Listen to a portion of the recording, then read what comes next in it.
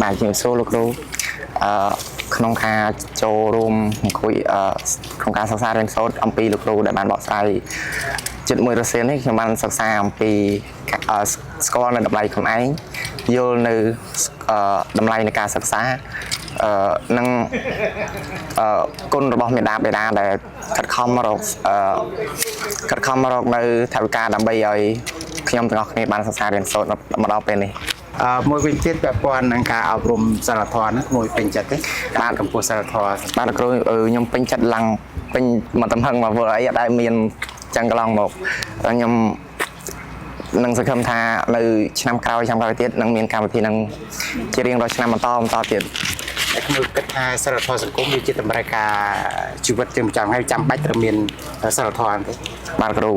សិលធម៌សង្គមនេះគឺចាំបាច់ចំពោះបុគ្គលគ្រប់រូបទាំងអស់គ្នាព្រោះ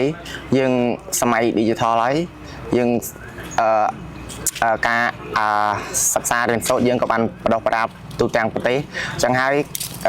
គុណតម្លៃនៃសង្គមធម៌សិលធម៌នេះគឺល្អមែនតើ